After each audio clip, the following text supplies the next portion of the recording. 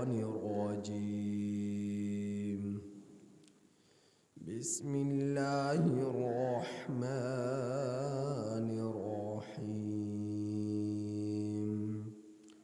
ولتصغى إليه أفئدة الذين لا يؤمنون بالآخرة وليرضوه وليقترفوا ما هم مقترفون. أفغير الله أبتغي حكما وهو الذي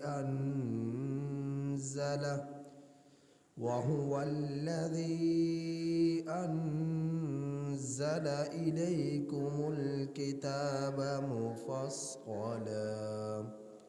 والذين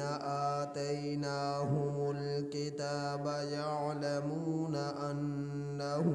منزل من ربك بالحق فلا تكونن من الممترين. وتمت كلمة ربك صدقا وعدلا لا مبدل لكلماته وهو السميع العليم.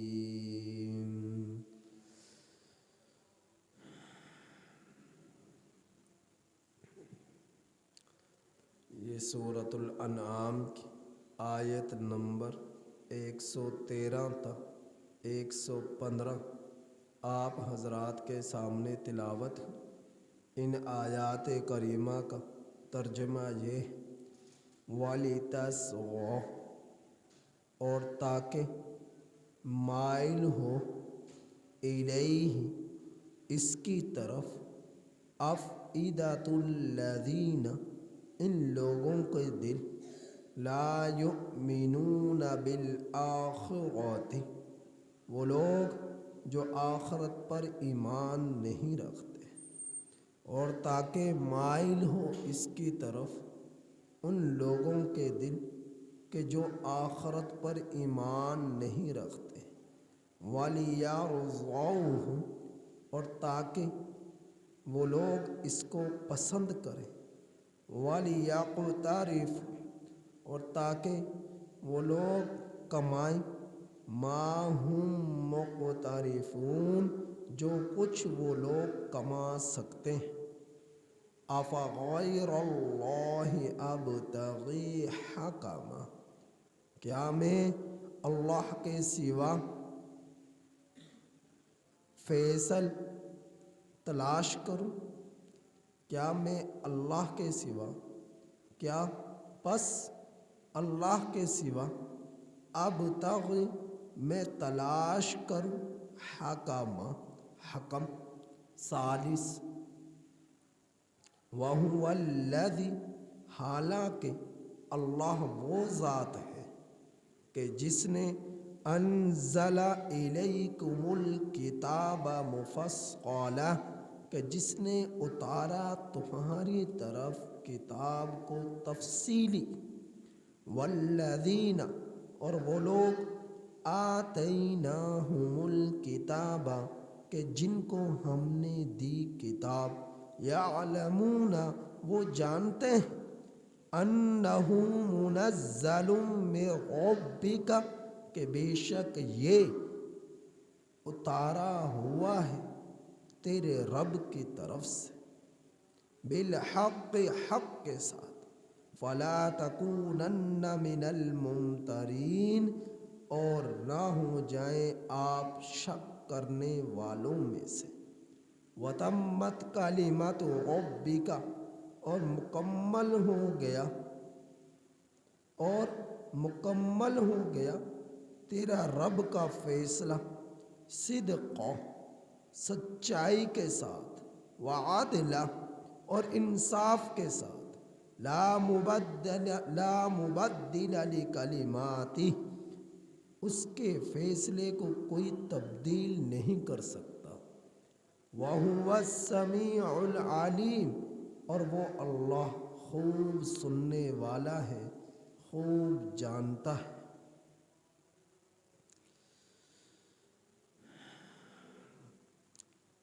پچھلی آیات کریمہ میں جیسا کہ آپ لوگوں نے سنا کہ اللہ سبحانہ و تعالی نے ارشاد فرمایا کہ ہر پیغمبر کے دنیا کے اندر دشمن رہے ہیں، ہر نبی کے دنیا کے اندر دشمن رہے ہیں، اور یہ دشمن انسانوں میں سے بھی رہے اور جنات میں سے بھی رہے۔ جو انسانوں اور جنات میں سے شیاطین جیسی حرکتیں کرتے ہیں وہ اللہ کے نبیوں کے ساتھ دشمنی بھی کرتے تھے۔ تو اللہ جل شانہ ان کی ان حرکتوں کے بارے میں فرمایا کہ نبی کریم صلی اللہ علیہ وسلم کے پاس بھی وہ لوگ جن کے دلوں میں نبی کریم صلی اللہ علیہ وسلم سے دشمنی تھی اور آپ صلی اللہ علیہ وسلم پر ایمان نہیں رکھتے تھے، یعنی صنادید قریش یعنی مکہ المکرمہ میں بہت سارے قبائل مشرکین کے آباد تھے اور سرداری سسٹم تھا، نظام تھا، سردار بنا کرتے تھے، ہر قبیلے کا سردار تھا۔ وہ سب کے سب لوگ نبی کریم صلی اللہ علیہ وسلم کے پاس آئے کہ آپ صلی اللہ علیہ وسلم سے جا کر بات کرتے ہیں۔ اور جب مکہ کے مختلف کافر اور مشرک بما اپنے سرداروں کے نبی کریم صلی اللہ علیہ وسلم کے پاس آئے تو بہت سارے ایسے لوگ بھی تھے جو ہٹ دھرم تھے، کھاتے کماتے نہ تھے، تو وہ بھی دیکھا دیکھی ان لوگوں کے ساتھ نبی کریم صلی اللہ علیہ وسلم کی مجلس میں موجود ہو گئے۔ تو ان صنادید قریش یعنی قریش کے سرداروں نے اللہ کے رسول صلی اللہ علیہ وسلم سے کہا کہ دیکھیے آپ کی وجہ سے جھگڑے، فساد اور نفرتیں بٹ گئی اور اختلاف بڑھ گیا۔ نہ آپ نبوت کا دعویٰ کرتے، نہ آپ اسلام کی تبلیغ کرتے، نہ آپ توحید کے پرستار ہوتے، اور نہ یہ اختلاف بڑھتا، نہ لوگوں میں جدائیاں پیدا ہوتی۔ تو آپ جو ہے اگر اپنی بات میں سچے ہیں، ہم یہ اختلاف ختم کرنا چاہتے ہیں، تو کیوں نہ ہم ایک ثالث مقرر کریں، حکم مقرر کریں۔ عربی میں ثالث یعنی دو فریقوں میں جب جھگڑا ہو جائے، اختلاف پیدا ہو جائے، تو تیسرا شخص جو ہے ان کے درمیان فیصلہ کرتا ہے، جو ان دونوں کے ساتھ جھگڑے میں ملوث نہ ہو، تو اسے عربی میں حکم کہا جاتا ہے، ثالث کہا جاتا ہے، حکم کہا جاتا ہے، کہ جو حق پر ہے، جو ہے جھگڑا پیدا کر رہا ہے، کسی طرح اسے روکا جائے۔ اب انہیں اس بات کا یقین تھا کہ چونکہ صنادید قریش کی تعداد زیادہ تھی، کوئی نہ کوئی سردار ہمارے ہی حق میں فیصلہ کرے گا، جس کو بھی ہم ثالث اور حکم بنائیں گے وہ ہمارے حق میں فیصلہ کرے گا کہ اس اکیلے کی وجہ سے فساد برپا ہوا ہے، اس اکیلے کی وجہ سے اختلاف پیدا ہوا ہے، اس اکیلے کی وجہ سے یہ جدائیاں پیدا ہوئی ہیں، لہٰذا اس کو چپ کرا دیا جائے اور اسے اس کے عزائم سے روک دیا جائے، اسے اس کی تبلیغ سے روک دیا جائے، تو جھگڑے اور فساد ختم ہو جائیں گے اور سکون مل جائے گا۔ تو انہیں اس بات کا یقین تھا کہ فیصلہ ہمارے ہی حق میں ہوگا۔ تو اللہ رب العزت اس کے بارے میں ارشاد فرما رہے ہیں وَلِتَصْغَىٰ، اور تاکہ مائل ہو جائے اس کے دل، افئدۃ الذین ان لوگوں کے، تاکہ مائل ہو جائے اس کی طرف ان لوگوں کے دل، لا یؤمنون بالآخرہ جو لوگ آخرت پر ایمان نہیں رکھتے، جو لوگ آخرت پر ایمان نہیں رکھتے، وَلِيَرْضَوْهُ اور تاکہ وہ اس کو پسند کرے، یعنی کفر کو، شرک کو، باطل کو، اور ان سرنادید قریش کی طرف ان لوگوں کے دل مائل ہو جائے، آپ صلی اللہ علیہ وسلم کی طرف نہ ہو اور ان کی طرفداری کرے، مشرکین کی طرفداری کرے، ان کے حق میں بولے، تو اس مقصد کے تحت وہ آئے۔ وَلِيَقْتَرِفُوا اللہ نے فرمایا تاکہ وہ کما لیں جو کچھ ماہم مقترفون جو کچھ یہ لوگ کما سکتے ہیں دنیا کے اندر، کتنا یہ شرک میں رہیں گے، کتنا یہ کفر میں رہیں گے، کتنا یہ حرام کھائیں گے، کتنا یہ بدکاری بے حیائی کریں گے، کتنا رب کی نافرمانیاں کریں گے، آخر ایک دن لوٹ کر تو اللہ ہی کی طرف آنا ہے۔ اگر یہ صنادید قریش سب کے سب جمع ہو جائیں اور ان کے ساتھ تمام ایمان نہ لانے والے جمع ہو جائیں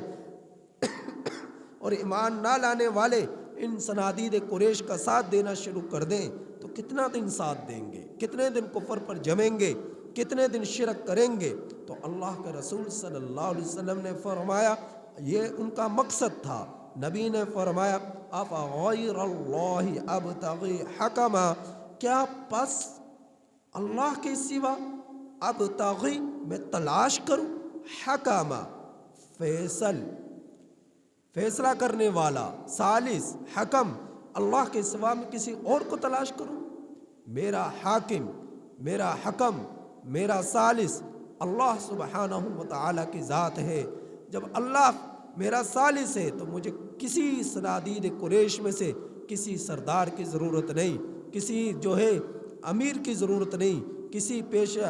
پیشوا کی ضرورت نہیں، کسی طاقتور کی ضرورت نہیں، یا کسی ان قریش میں مقام اور عزت رکھنے والے کسی شخص کی ضرورت نہیں، کیونکہ میرا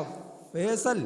میرا جو ہے ثالث، میرا حکم اللہ سبحانہ وتعالی کی ذات ہے۔ جب اللہ کی ذات ہے تو مجھے ضرورت نہیں ہے کہ میں تم لوگوں میں سے کسی کو ثالث بناؤں، تم لوگوں میں سے کسی کو حکم بناؤں، کیونکہ میرا ثالث تو اللہ کی ذات ہے، میرا حاکم تو اللہ سبحانہ وتعالی ہے، میرا حکم تو اللہ سبحانہ وتعالی کی ذات ہے۔ کیوں؟ وَهُوَ الَّذِي أَنزَلَ إِلَيْكُمُ الْكِتَابَ، کیونکہ اللہ ہی وہ ذات ہے جس نے تمہاری طرف کتاب کو نازل کیا، مفصلہ تفصیلی طور پر تمہارے سامنے کتاب کو نازل کیا، حق کے ساتھ، دلائل کے ساتھ۔ اللہ کے رسول صلی اللہ علیہ وسلم پر قرآن کریم یہ اترا ہے، اس میں حق بیان ہوا ہے اور اس میں کفر کی، شرک کی تردید ہوئی ہے، معبودان باطلہ کی مذمت بیان کی گئی ہے۔ اللہ تعالیٰ فرما رہے والذین آتیناہم الکتاب،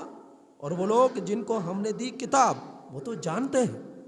فرمایا کہ اگر تم حکم ہی بنانا چاہتے ہو، ثالث ہی بنانا چاہتے ہو، تو وہ لوگ جو اہل کتاب ہیں، اور اہل کتاب بھی ایسے ہیں جو منصف قسم کے ہیں، انصاف کرنے والے ہیں، نا انصافی کرنے والے نہیں ہیں، کیونکہ اہل کتاب اس بات کو جانتے تھے کہ اللہ کے رسول صلی اللہ علیہ وسلم سچے پیغمبر ہیں اور یہ کتاب سچ کتاب ہے، حق کتاب ہے، اور آپ صلی اللہ علیہ وسلم کی طرف جو کچھ بھی اتارا جا رہا ہے، جو کچھ آپ بولتے اپنے پاس سے نہیں بولتے بلکہ وہ بولتے ہیں جو رب کی طرف سے آپ کو حکم ملتا ہے، تو اپنی طرف سے کچھ نہیں بیان کرتے۔ لہٰذا نبی کریم صلی اللہ علیہ وسلم سچے نبی ہیں، یہ دین اسلام برحق دین ہے اور یہ مذہب اسلام برحق مذہب ہے اور قرآن کریم سچی اللہ کی کتاب ہے۔ تو اہل کتاب جو منصف قسم کے انصاف کرنے والے تھے، ان لوگوں میں جو لوگ تھے وہ تو اس بات کو جانتے تھے کہ یہ واقعتاً نبی بھی سچا ہے اور کتاب بھی سچی ہے اور اترنے والی وحی بھی سچی ہے، وہ اس بات کو جانتے تھے۔ تو اللہ تعالیٰ نے فرمایا کہ آپ ان سے کہیے کہ وہ لوگ جن کو دی ہم نے کتاب، یعلمون، وہ تو جانتے ہیں، انہ منزل من ربک، بے شک یہ تیرے رب کی طرف سے اتارا ہوا ہے بالحق کے حق کے ساتھ فلا تکونن من الممترین سو نہ ہو جاؤ تم لوگ شک کرنے والوں میں سے وتمت کلمت ربک اور تیرے رب کا فیصلہ مکمل ہو چکا تیرا رب کا فیصلہ مکمل ہو چکا تیرا رب کا حکم مکمل ہو چکا صدقا سچائی کے ساتھ وعدلا اور انصاف کے ساتھ جب اللہ رب العزت کا حکم فیصلہ مکمل ہو چکا جس کو قرآن کریم میں اللہ نے فرمایا واللہ متم نورہ ولو کرہ الکافرون ولو کرہ المشرکون کے الفاظ آتے ہیں کہ اللہ رب العزت اپنے نور کو مکمل کرنے والا ہے اور وہ کر چکا ہے اب چاہے کوئی کفر پر رہے اب چاہے کوئی شرک پر رہے اب چاہے کوئی بدی کرتا رہے اب چاہے جو رب کی جو ہے رب سے دوریاں اختیار کرتا چلا جائے اور نبی کی تکذیب کرتا چلا جائے حق کو ٹھکراتا چلا جائے رب کا نور اسلام کی صورت میں آپ صلی اللہ علیہ وسلم کی رسالت کی صورت میں احکامات کی صورت میں وہ مکمل ہو چکا ہے پیچھے اللہ نے اس کا جواب بھی دے دیا ہے یہ تو جانتے تھے کہ دین بھی سچا ہے نبی بھی سچا ہے قرآن بھی سچا ہے وہ تو اس بات کو جانتے تھے لیکن ان کی ضد ان کے عناد ان کی انا ان کو لے کر بیٹھ گئی تھی جس جانتے ہوئے سمجھتے ہوئے یقین رکھتے ہوئے بھی وہ لوگ اس پر ایمان نہ لائے اللہ کے رسول صلی اللہ علیہ وسلم کی رسالت کو تسلیم نہ کیا اور وہ لوگ خود اپنی زبانوں سے کہا کرتے تھے کہ ہم لوگ ایسے ہی جو ہے فضول پھرتے رہتے نہ کھانا نہ پکان نہ کھانا نہ کمانا کچھ کرنا دھرنا ہے نہیں یہ نظر و نیاز جو یہ چڑھوائے جو چڑھائے جاتے ہیں جو نظر و نیاز جو دیے جاتے ہیں انہی پر ہم لوگوں کا گزر بسر ہوتا ہے اگر ہم نے حق کو قبول کر لیا تو ہمارا یہ جو نظر و نیاز کا سلسلہ چلا ہوا ہے یہ سب کچھ ختم ہو جائے گا جو ہمیں بغیر کمائے کے جو کچھ ہمیں مل رہا ہے لوگوں کے چندے لوگوں کے نظر و نیاز یہ سب کچھ بند ہو جائے گا تو وہ لوگ حق کو قبول نہ کرتے اپنے پیٹ کے خاطر اپنی کمائی کی خاطر اپنی روزی کی خاطر جبکہ اللہ کا تو وعدہ ہے تم دین کا کام تم کرو روزی میں تمہیں دوں گا اور جو اللہ نے دینا ہے وہ اللہ پہنچا کر رہے گا اور یہ تجارت کرنا مزدوری کرنا محنت کرنا کاشتکاری کرنا دکانداری کرنا اگر سچائی امانت داری دیانت داری کے ساتھ کی جائے محنت سے کی جائے اللہ اس میں بھی اجر عظیم رکھتے ہیں اللہ تعالیٰ اس کا یہ رزق حلال ترش کرنے والے کو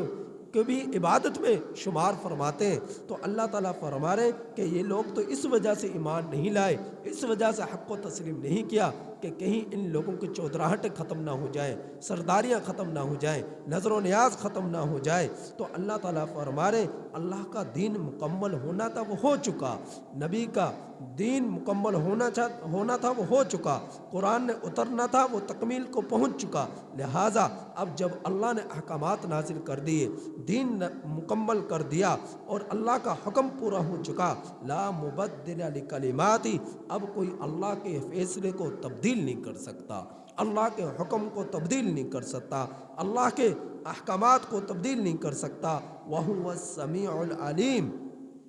اللہ تعالیٰ خوب جاننے والے ہیں خوب سننے والے ہیں وہ جانتا ہے انسانوں کے دلوں میں کیا ہے جنات کے دلوں میں کیا ہے ان کا ظاہر کیسا ہے ان کا باطن کیسا ہے یہ تنہائی میں کیا کرتے ہیں یہ ہجوم میں کیا کرتے ہیں یہ صبح میں کیا کرتے ہیں یہ شام کو کیا کرتے ہیں صبح کیا کرتے ہیں یہ رات کو کیا کرتے ہیں یہ انفرادی طور پر اپنے دلوں میں کیا خیالات لاتے ہیں اور لوگوں کے سامنے کیا باتیں کرتے ہیں اللہ رب العزت ہر چیز کو سن بھی رہے اور ہر چیز کو جانتے بھی ہیں ہر بات سے پوری طرح باخبر ہیں اور با علم ہے تو اللہ رب العزت سے کوئی چیز اوجھل نہیں ہو سکتی اللہ تعالیٰ سے کوئی چیز چھپ نہیں سکتی اللہ نے حق پہنچانا تو وہ پہنچا دیا اب جس کا دل چاہے اس حق کو قبول کرے اب جس کا دل چاہے اس حق سے روح گردانی کر لے رخ موڑ لے تو جو روح گردانی کرنے والے ہیں ان کے لیے بھی انجام بد کا تذکرہ فرمایا اور جو روح گردانی کرنے والے نہیں ہیں حق کو قبول کر